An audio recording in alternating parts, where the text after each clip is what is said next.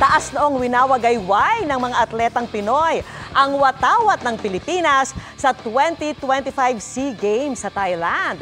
As of 7 p.m., may 5 gintong medalya na po ang bansa, 4 na silver at 18 bronze. At mula po sa Thailand, nakatutok live si Jonathan Andal. Jonathan.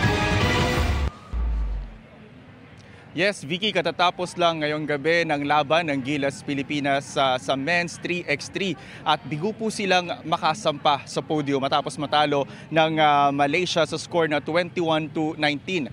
Ang Alas Pilipinas Women's Volleyball naman natalo rin po ng koponan ng Thailand sa una nilang laban dito sa SEA Games.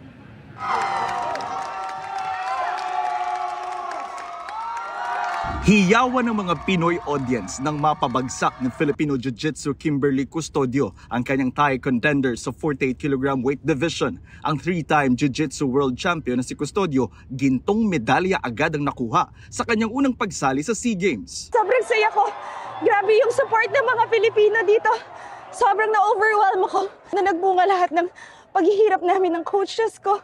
Gold medal din ang nakuha ni Dean Rojas sa 85 kg weight division nang talunin sa finals ang pambato ng Singapore. Hindi inakala ni Rojas na makakalaro siya matapos ma-injure noong nakaraang buwan. Went through a lot this year.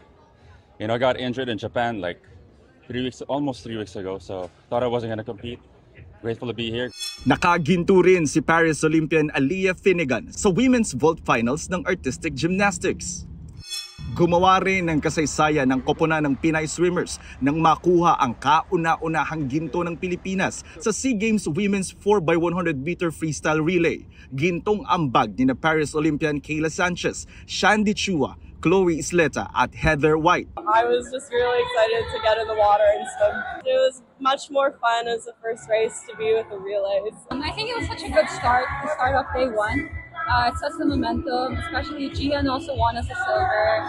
Nagka-silver medal naman ang first-timer sa SEA Games, ang swimmer na si Gian Santos. Yes, I've been training for 3 months, so I'm glad that all the hard work has paid off.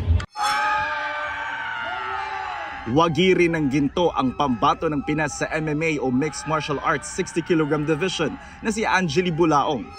Silver medal naman si Clarence Sarza para sa Taekwondo under 46 kg division. Sunod-sunod din ang nakuhang bronze medal ng Team Pilipinas. 4 sa Jiu-Jitsu, 1 sa mountain bike cross-country eliminator, 1 sa gymnastics at 1 sa karate.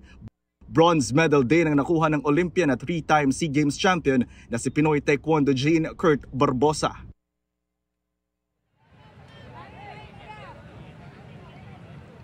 Yes, Vicky, mayroon pang mga sports events na ginaganap sa mga oras na ito na sinasalihan ng Team Pilipinas na posible pang makakuha ng gintong medalya ngayong gabi. Yan muna ang latest mula rito sa Bangkok, Thailand. Ako po si Jonathan Andal ng GMA Integrated News at ng POC Media. Nakatutok 24 oras. Maraming salamat sa iyo, Jonathan Andal.